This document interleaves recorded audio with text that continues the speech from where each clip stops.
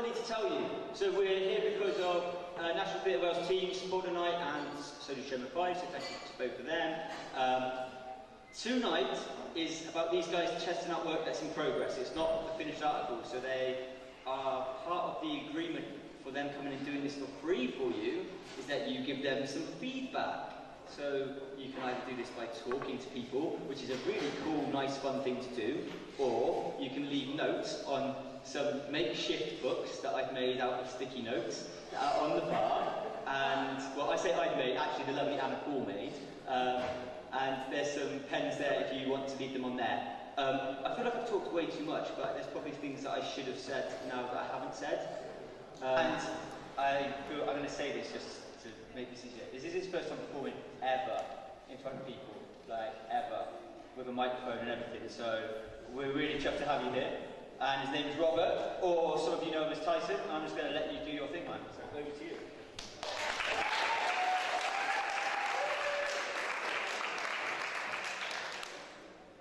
This first poem is called The Journey of the World. It's how I see my life, basically.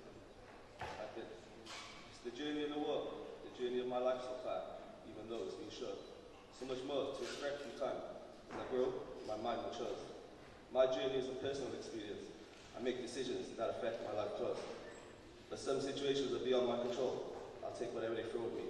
I was made to endure. Every day, step by step, I learn more about myself.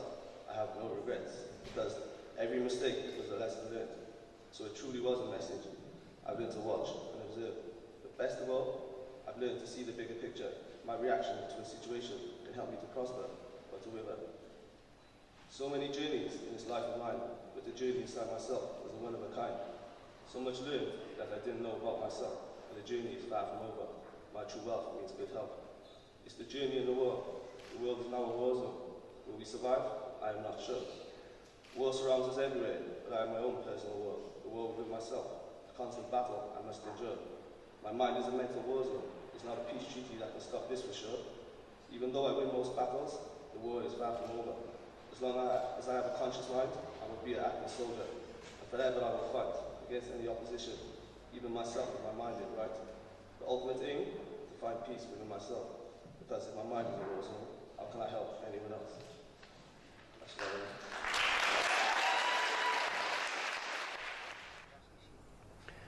This is Tyson, who has performed about 20 minutes ago for the first time in his life, and it was really good. I enjoyed it a lot. You know, I know you were nervous, but how did it feel for you?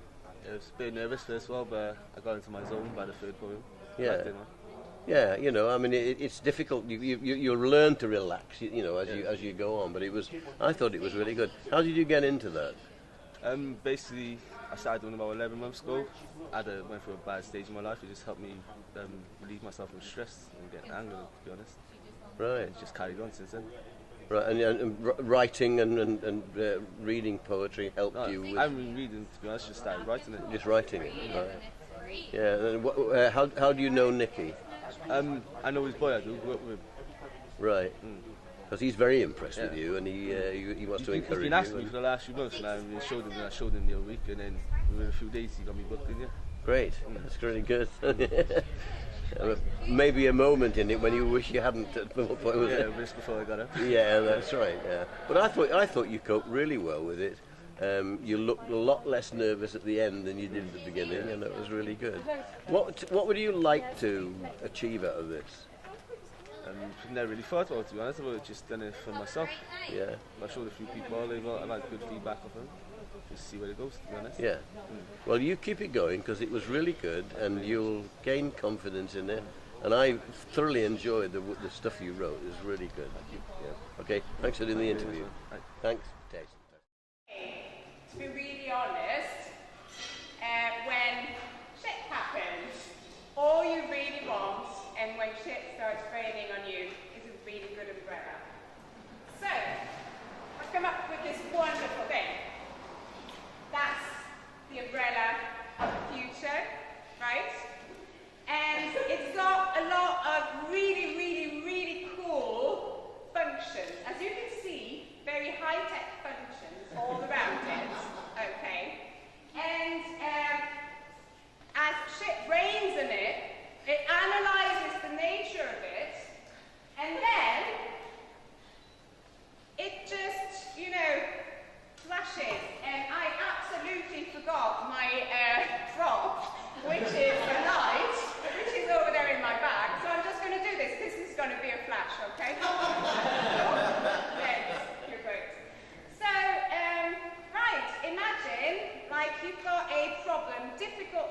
isolation and you want to, shelter yourself. So this major problem you've all heard about, I think you have, is like a war, for example, right? So war, and then, number one, where is it? Oh, here it is. Beep, beep, beep, flashing. And, then, by magical technology, the appropriate refuge and protection for you, it's just gonna appear. So, there it is. Would you mind please reading this out for me? Let's send you to another country. Star Trek, transportation. I'm in Cardiff. Originally, I'm from France. And so. Hi, this is Ingrid, who's just performed this evening, and she was absolutely brilliant. Thank you. Can you tell us something about yourself, where you're from, and what brought you to Wales? Yeah, so I'm from Toulouse in the south of France, and I came about 2 years ago to Cardiff just by accident. Really, I was just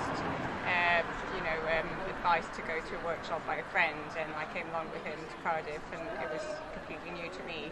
And I just discovered a very creative city where a lot was happening, and I thought, this is my next home, because where I'm from, possibly because that's my hometown, and I wasn't able to see everything that was, offered to me, because you tend to... You need to go away and come back, don't you? Yeah, Yes. exactly. Yeah. So that I thought Cardiff is going to be my next place for a bit, and I moved here last year. So had you done much performance in France? I did a little bit, mostly amateur drama groups. I was a teacher in France for a good few years, and I used drama as a tool, but never as a professional performer, just like a passion. I was just passionate about theatre and how it can help people to develop so many skills, and especially as a teacher, I thought I was really interested, and I really wanted to develop those skills myself. Right. So that's the reason. So when you came to Cardiff, what sort of pitched you into performing here? I'd made contacts before moving over here, and then it's just a lovely small human-sized city. You just keep bumping into people when you're interested in theatre. You just keep bumping into people, and networking is so easy. So I met those people, and Brett Morgan, who's in charge of Scratch That Itch, via other friends who are into theatre. So it was just a very friendly. It didn't seem like being professional, or you had to go through really difficult things, or through a journey to actually find places where you could express yourself. It was very easy. Yeah, we're doing this for Refugee Week Wales, and we've met so many refugees who've said, they tried London and they came to Wales, they came to Cardiff, and they said it was so much easier. Yes. People are so friendly, and it's really nice. Wales has such a lovely atmosphere to it, and Cardiff especially. I've been to London only for holidays, but you can tell it's so different. Well, it's a bit like Paris for you, isn't it? It's great to go and exactly. snipe, but to come away from as well. And enjoying the scenery and things that are there and offered to you. But Cardiff is a great place to actually live. So what do you hope for next now? That's a good question. I would definitely hope to do more of that, performing, writing, creating. What you did tonight was so creative, so different. Oh, thank you. And I loved it. And the fact that you sort of started off by putting yourself down, and lulling the audience into a false sense of, oh, poor girl, she's there. And then you just took control. It was great. I loved it. Thanks. Really. Yeah. That's a bit how I actually, I didn't really write every word of that thing. It was partly improvised. I just knew the stages I was going to go through. But I just felt like a little girl all by herself, coming to Cardiff first. And that was, I suppose, part of my own journey, in a sense. That was, showing on stage, I suppose. Yeah, right. Well, I wish you all the best in the future, and thank you very much for doing this interview with us. Yeah, okay, thank you very much. Thank you. Nothing works. You know, that loneliness, you're in the crowd and you're just alone. And, well, what do? Actually, maybe this little voice inside you says that place is somewhere just within your heart, babe. Get going. So, no functions left. But hey, the good thing is that it's a great tour. I thought of that in advance. So, because I'm really good. And obviously, it just resets itself. Hey!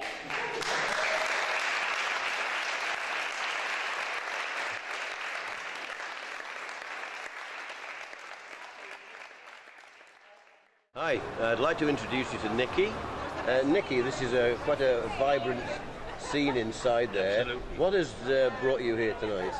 Well, it's two things. I mean, I've been doing lots of work with refugees in Cardiff and South Wales generally, and also it's supporting anything to do with refugees, and also I've got a young friend of mine who's like a brilliant poet. He's only been doing poetry 1 year, and I'm really trying to sponsor him. It's his first performance. And then also I'm a poet, but I've been doing storytelling for years, and now I want to try out storytelling for the first time. So I've had like a sort of book published, and I've got others I'm planning to do. Right. But I've got so much stuff coming out of my head now, and it's like I want to get the storytelling. I want to particularly do some storytelling. One of them I'm talking about today to do with the children, and to do this illustrated book. Right. You know, that talks about, like, in this case, Cardiff's history, as well as through a sort of cartoon type of character. It's real, it's like a cartoon character. Sounds really good. So it's, just using, children's ways. Yes. They can teach us so much sometimes, don't they? I say No to inhibitions. kids, who are all your favourite authors? Who are all your favourite directors? They've all had to use your brain. Yeah. They have to use your brain to do their stuff. You've really got your brain, so you can That's right. you can do your own stuff. Yeah. Just need encouragement, can you? Yeah. So, are you originally from Britain? No, but yeah, I was born in Cardiff. Oh, right. My family are from Cape Verde, which is islands off West Africa. Right. Yeah. Okay. But I'm typical sort of Bhutan boy. I've got like all different heritages, Yes. you know. I mean, do you ever go Polish, back to? French. Do you ever go back to Africa? Oh yeah, I've set up an NGO in Africa, which is based on education Great. and employment and sort of research. Yeah, so I'm going to settle back in Africa. But the project I'm doing is between Wales and Africa. Excellent. So part of my job, I do history. Part of it is Black Welsh history. Is discovering all that information. And saying actually Wales should feel proud.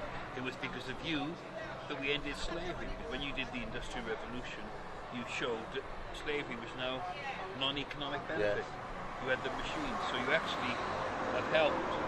And all the people that you had the first one in Owen. He had the first fair trade shop in just outside Cardiff. He wouldn't sell any products that had been involved in slavery. His brothers were in slave plantations. Yes. Yeah. So it's like Wales have got a huge history of fighting against all those things that a man's inhumanity to man. So for me, it's about being proud of it. And part of it has been how welcoming you've been. Yeah. This is how my father came as a seaman. And a lot of the seamen felt so welcomed by the Welsh and the English and the Irish women here that they settled. Yes. And became Somali British or right. whatever. It's like, Somali Welsh. I mean, I've interviewed loads of elders from foreign countries that said they feel Welsh. Yeah. Not British, they feel Welsh. That's brilliant. And these are people not born here. Yeah. They feel Welsh. Great. Nikki, Welsh Chinese. Nikki, it's been a pleasure to meet and interview you. Great. Thanks for your help. Great. That's all right. Legend of Africa and Ireland. In ancient times, long ago, when Africa first traded around the world, one West African king had a young son who would listen with amazement and excitement to the stories of sailors who had travelled to far distant lands. Dreaming of adventures of discovery, he pleaded again and again to be allowed to sail across the distant seas. But his father, the king, knowing the dangers his younger son would face, perhaps, never to return, but not agree. Okay, this is Guy O'Donnell. Can you tell us first of all what you do, Guy? I can. My name's Guy O'Donnell. I'm the Sherman 5 coordinator here at Sherman Cymru, which is funded by the Paul Hamlin Foundation. My remit is to support a wider variety of audiences to come and see work in our venue. What does Refugee Week Wales mean to you and your organisation? Refugee Week for our organisation is extremely important because it helps us support and raise awareness of refugees and asylum seekers, and they're a very important part of our audience. So what we're going to do from September is support refugees and asylum seekers to come and see work for free here at our venue with support from funding from the Paul Hamlin Foundation. Right, excellent. So, do you deal with British disadvantaged people as well as refugees? We do, yeah. My remit is quite broad. We work with audiences that would broadly be defined as disadvantaged. So that can be people that face serious economic and social issues. It could be groups that have a disability. It could be groups that are excluded from societies, which would include refugees and asylum seekers. So my remit is to support kind of groups that are struggling to experience some of the art forms that we produce and create here at Sherman Cymru. And this is all supported by the Sherman Theatre, so you don't have a funding problem particularly. I'm very lucky in terms of Sherman 5, and the funding received from Paul Hamlin Foundation is secure for 5 years, but our organisation that's in the Sherman Fund, they've lost a massive section of funding from the local authority, which would be Cardiff, which has then resulted in a kind of a restructuring process internally with our organisation. The venue remains, and we're going to continue producing and creating and hosting a wide variety of work, but it is affecting the work that we do, and it is an issue that's true for many arts organisations in Wales and across the UK. So these groups who actually help disadvantaged, poor refugees, yes, means that these people are being hit twice. They're being hit by their benefits being cut by, and yet their organisations who are supporting them are being cut as well. That's true, and I think it's a short-term financial saving, because obviously if you cut funding and support for refugees and asylum seekers, or a lot of the groups I support, then potentially the cost for society is going to be so much greater, because they will need further assistance in the future. The problems aren't going to disappear because you cut the funding. It's a political goal, it's a political story, but it's insubstantial and it's not long-term thinking. Gary, I hope your job gets better and better, and I hope you do lots of things. I've enjoyed tonight very much, and thank you very much for doing the interview. Pleasure. Thanks, Gary. We have Natalie, who's written something, and it's going to be performed by Lynn. So if you could put your hands together and welcome her to the stage, that would be amazing.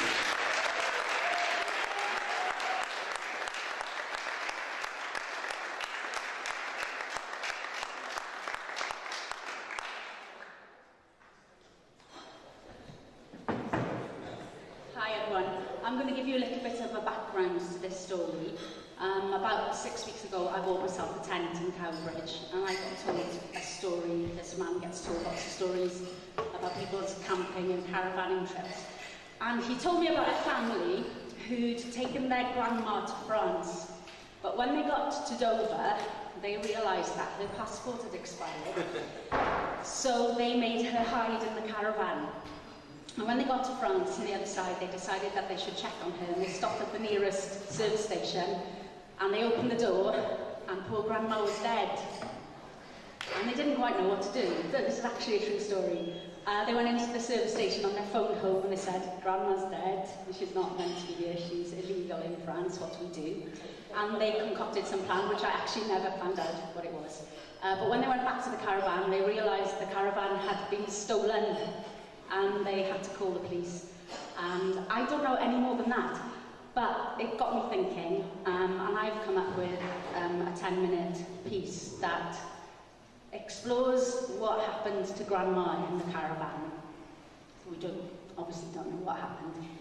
So here is Lynn. She's playing Enid, who is in a caravan.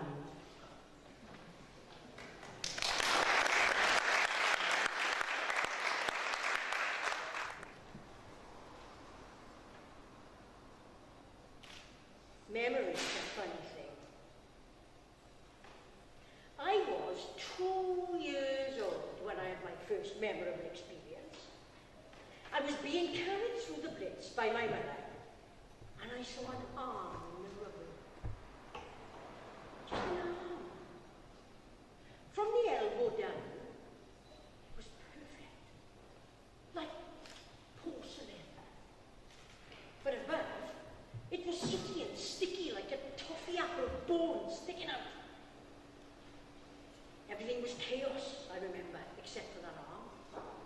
My mother was panting and sweating, me bouncing, people running, sirens.